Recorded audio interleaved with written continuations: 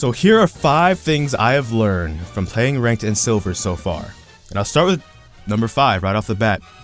Learning when to play from behind, especially when things go bad. What I mean is, you know, Champ Select, you can make a comp, you can identify your win conditions, or you could realize that maybe because they got red side last pick, they countered you, something like that. Yeah, you could plan for it in loading screen how to play that way, but I'm talking about when things go wrong and it wasn't planned at all, like you picked the counter matchup maybe, and as such the jungler camped the heck out of you and put you behind, and learning how to win that way, stuff like that. Because even if you can't win that game specifically, you might be able to pick up tricks and tips to win future games in that same scenario, so it's good practice. And I'll give an example. I was Jinx into a Twitch, and for those of you that don't know, Twitch is supposed to be anyways a Jinx counter. And in this particular game, they also froze the lane super deep and we could not break it. So I got behind really far, a couple levels even.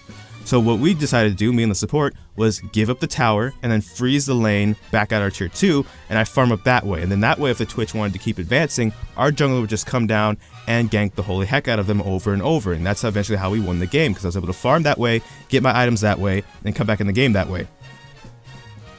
The 4th thing is kind of cliche, and it's just warding. If you always have vision on the enemy, you can always know what they're doing, what they're trying to do, whether they're ahead or behind, trying to take an objective, trying to set up a death brush, whatever it is, you'll be able to see them and then make decisions accordingly. Vision is just super important. If you have that extra gold, always just buy another pink. Even if your pink hasn't been cleared, it might clear at some point, and that way you can just place another one down and just keep it moving.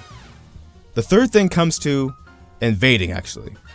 And 2 things within invading. The first being, always bring more numbers than you expect them to have, anticipating that you might get collapsed on, and that way you still have even numbers. And the second thing is, bring reliable form of CC. Don't have your reliable form of CC being telling the Jinx to take Flame Choppers first, so that way you can try and have her CC somebody and the rest of you collapse on them. But trying to do it when you have, let's say, a binding, or like a Thresh hook, and then also maybe the top laner who might also have some CC, or the jungler who might be a tank jungler with CC. Multiple, you know, layers of CC might guarantee you a kill, or at least force them off the objective, which is the whole point, to try and set the enemy jungler behind, especially if they're like an early game jungler that you really want to sit behind, like a Rengar or something, right? The second thing is just always identifying that you don't need Baron and Elemental Dragon to close out every game. If it's free, sure, you could take it.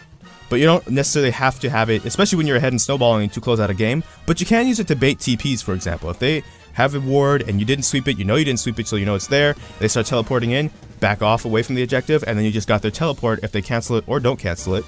And now you can take that objective again within the next 3 minutes and they can't TP in. Or, if you do want to take it, at least try and take the inhibitor that's on the opposite side of the map from that objective. So that way someone has to go back and defend the base against that, and you'll have a numbers game if the remaining team members trying to collapse on you. Or they might all try and collapse on you, in which case the super minions, if you have them pushed up enough, might just go in and just wreck their base. And then finally, just encouraging your teammates. I know that one sounds a bit cliche too, but I've learned in more games that I've played, when I actually try and tell a teammate that we can still possibly win this game, as long as they're not a teammate that's like, oh, forget this and AFKs anyway, like I don't even care about your words, this game's over, it's hopeless, etc, etc. Because here's the thing, they're my teammate, which means their success is my success, which means my success is more LP and not losing LP. So I could spend the time telling you how bad you're doing on a champion, that you might have just had a bad day, might have been a bad matchup. I check your match history, it's the first loss out of like 19 wins.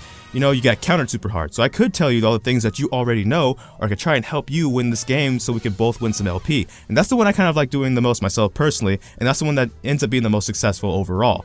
And I know, again, like I said, it's kind of cliche, whatever, but I find that when I do games where I actually try and do that, we can actually, for some reason, turn the game around in 50 minutes, win a team fight, and close the game from there. So hey, that's the tips I've learned so far. If you watched this far, thank you for watching, by the way. And feel free to add your own tips that you've learned, and any elo for that matter. Bronze through, you know, Challenger, whatever you are watching this video. But thank you for watching this video if you did watch this far. Feel free to like, comment, and subscribe. And that's all for this video. Life is full of a lot of kinks, so I don't know which video will be next. So until next time, take care. From the Fire Good Eye, FS.